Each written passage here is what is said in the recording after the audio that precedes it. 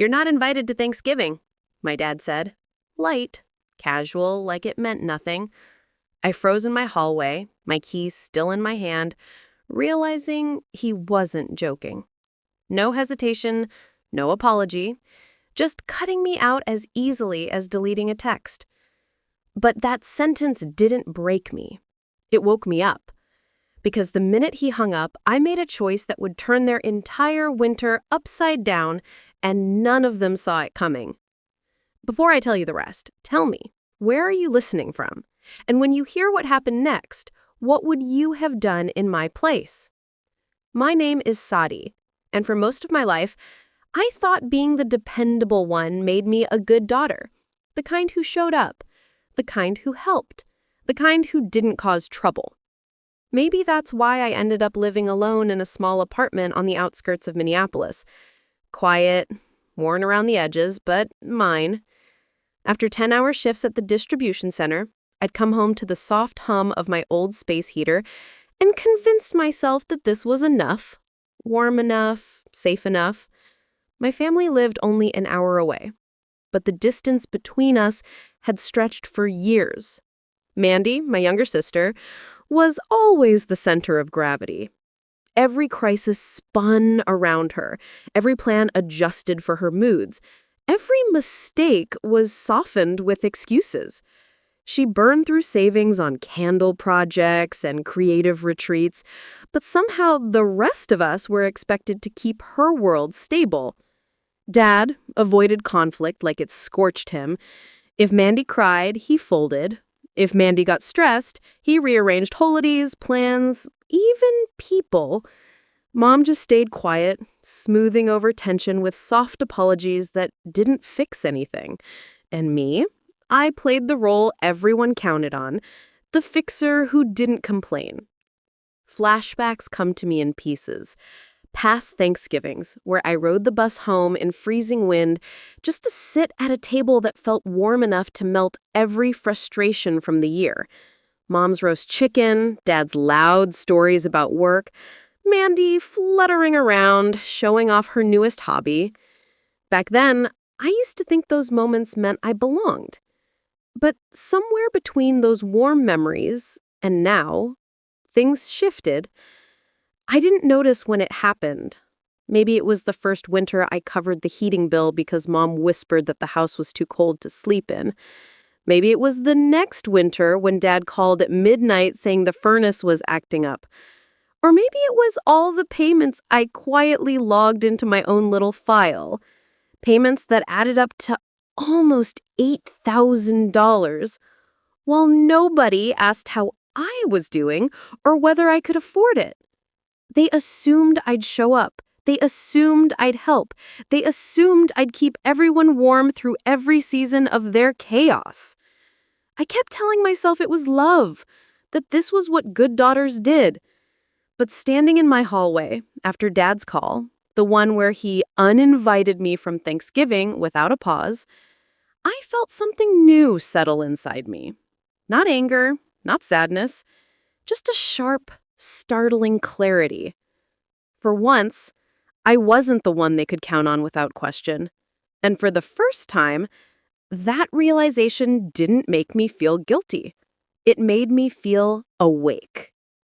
The hours after that call felt strangely quiet, like the world was holding its breath with me. I sat on the edge of my bed, still wearing the coat I'd never taken off, replaying Dad's voice in my mind. Casual, effortless, as if excluding me from Thanksgiving was a minor adjustment, not a decision that carved me out of the family picture. Mom texted me that evening.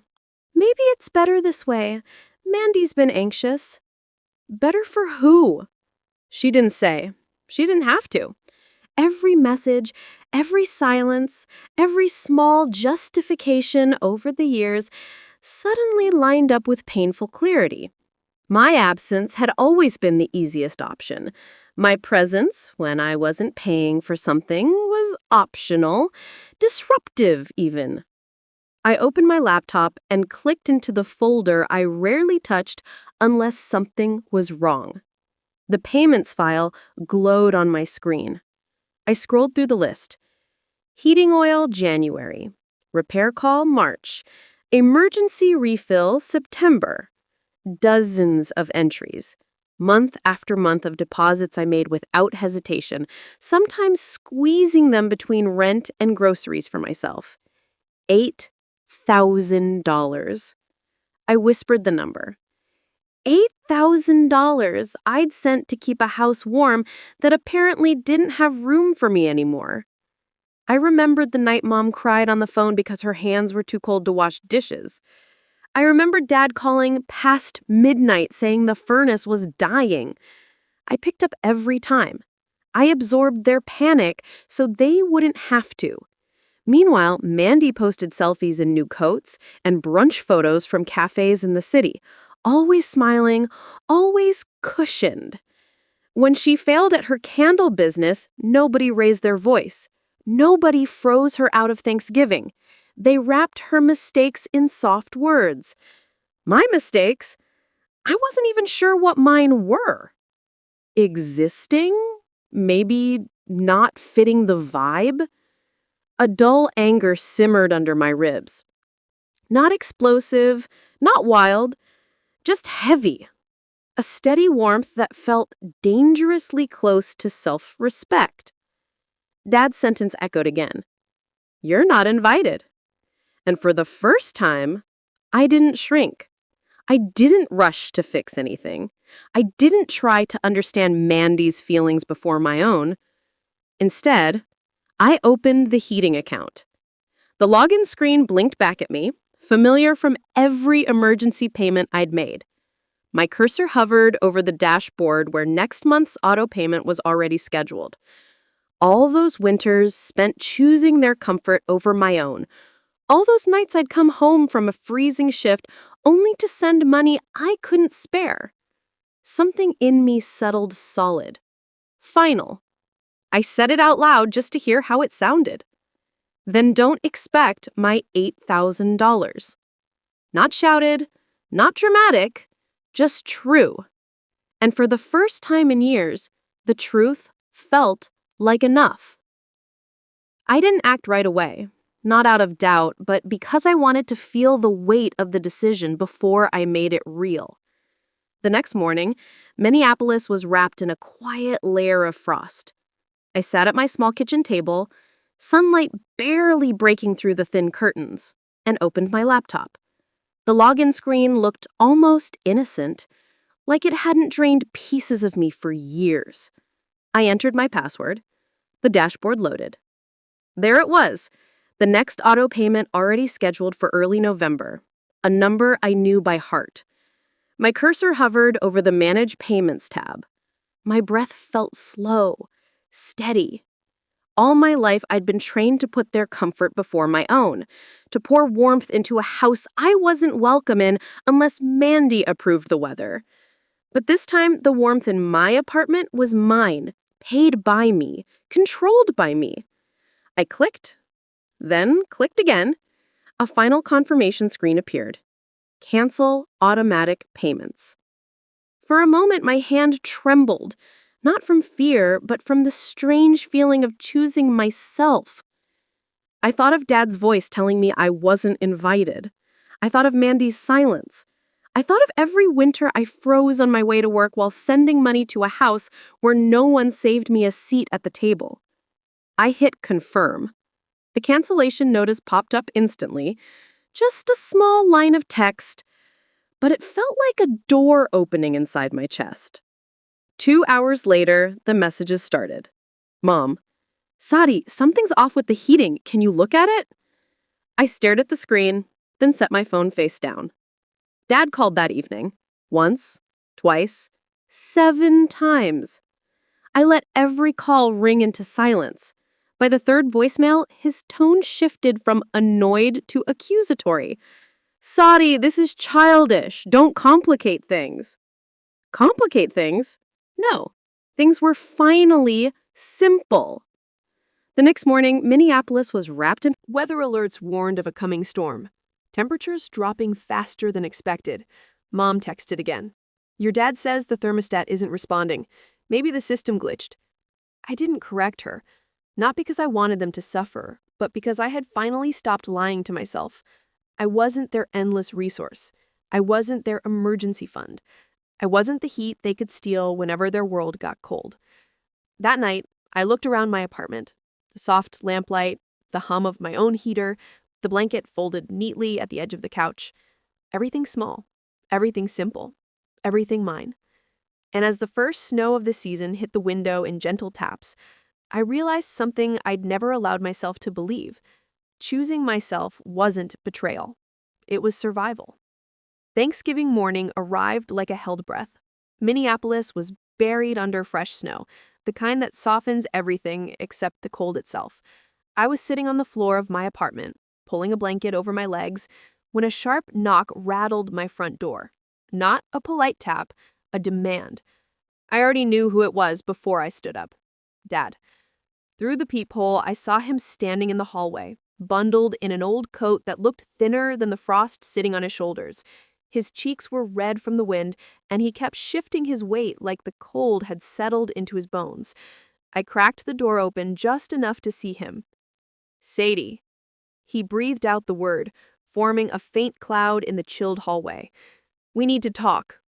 I didn't step aside. About what?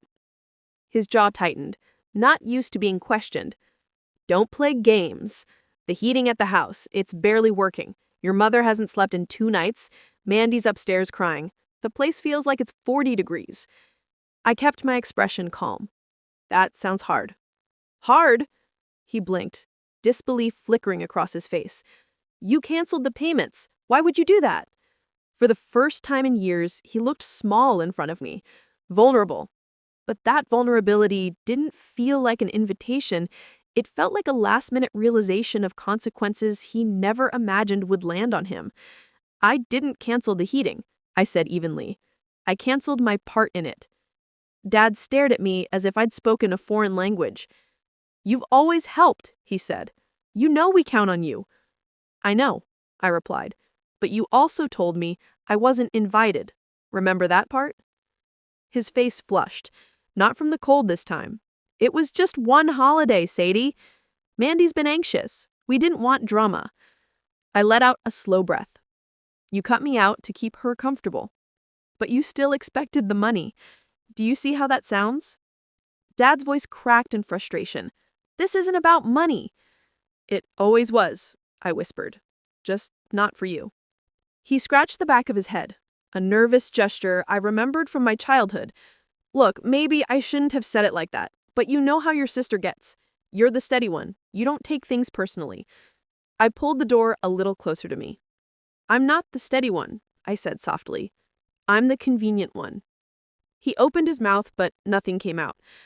When you uninvited me, I continued, you made it clear I wasn't part of the family when it wasn't beneficial. So now I'm just matching the energy. Dad finally exhaled a shaky, defeated sound. We have no money, Sadie. None. I had to sell your grandfather's old watch set just to buy 1 drum of heating oil. That won't last the week. The mention of Grandpa's watches hit me like a soft punch. Those were treasures he'd polish every Sunday. But even that pain didn't outweigh what I needed to do. I'm sorry you're struggling, I said truthfully. I really am. But you made your choice, Sadie. His voice collapsed into a plea. Please, your mom is sick. She can't stay in a cold house. Something inside me wavered just a little. Mom wasn't the one who chose to exclude me, but she also didn't stop it. I tightened my grip on the door. I hope she gets better, I said, but I'm not stepping back into the same role. Not this winter, not ever. Dad swallowed hard, eyes narrowing as if the cold itself stung more because of me. You're punishing us. No, I said gently. I'm finally stopping the punishment I've put on myself. Before he could respond, I closed the door. The latch clicking shut sounded like a decade of weight falling off my shoulders. But the climax wasn't over. Not even close. 4 days later, the snowstorm arrived in full force. Strong winds hammered the building, and the temperature outside dropped to single digits. I wrapped myself in a blanket on the couch, listening to the whistle of wind through the old window frame. Another knock came late in the evening, softer, slower, almost apologetic. I opened the door halfway and saw my mother. She stood under the flickering hallway light, hair dusted with melting snow, scarf pulled tight around her neck. Her eyes were tired, more tired than I'd ever seen. "Hi, sweetheart," she said, voice trembling. "I'm sorry to just show up." I stepped back slightly, letting the warm air touch her face, but still blocking the entrance. "How did you get here?" "I took the bus, then walked." She hesitated, rubbing her gloved hands together. "Your father wouldn't come again. He said it's no use." I didn't answer. I let her speak. "I've been thinking," she said, her voice cracking, "about everything. About you, about the way we depended on you without really seeing you." Her gaze lifted to mine, and for the first time in a long time, she didn't look away. "I should have stood up for you. I should have told your sister no. I should have told your father he was wrong. And I'm sorry." The apology was soft, but it landed hard. Not manipulative, not rushed, just honest. She swallowed. "I'm not angry anymore," I said. "But I can't go back to being the one who holds everyone else up." Her shoulders dropped, relief mixed with sadness. "I understand." We stood there for a long moment, quiet, except for the wind behind her and the heater humming behind me. Finally, she stepped back. "I just needed you to know I love you," she said, "even if I didn't show it well." As she walked down the hallway, her small figure fading into the echo of the storm, I closed the door gently. No slam, no rage, just a quiet ending to a chapter that had been breaking me for years. And for the first time in my life, the warmth behind that door belonged entirely to me. Winter settled deep across Minnesota, but for the first time in years, I didn't feel swallowed by it. The messages from my family eventually stopped. Dad found a weekly rate motel outside town. Mandy bounced between couches until even her closest friends grew tired of the drama. The old house went up for sale. Cold, dim, and finally too heavy for anyone to carry. Meanwhile, my life grew quieter, in the best way. I read more, slept better, saved money I used to send without thinking. Haley called, sometimes giving me small updates, but I no longer felt pulled back into the old storm. Mom never asked for anything again. She just sent one short message weeks later. "I'm working on myself. Thank you for being honest." And strangely, that was enough. I used to think family meant bending until something inside you snapped. Now I know real love doesn't demand you freeze so others stay warm. It took one uninvitation, one moment of clarity to finally redraw the lines I should have drawn years ago. And yes, there's sadness in the distance that followed, but there's also peace, the kind that comes from choosing yourself without apology. If you've ever carried more than your share, or been pushed aside by the people who should have held you close, you're not alone. Tell me where you're listening from and what part of this story hit you the hardest.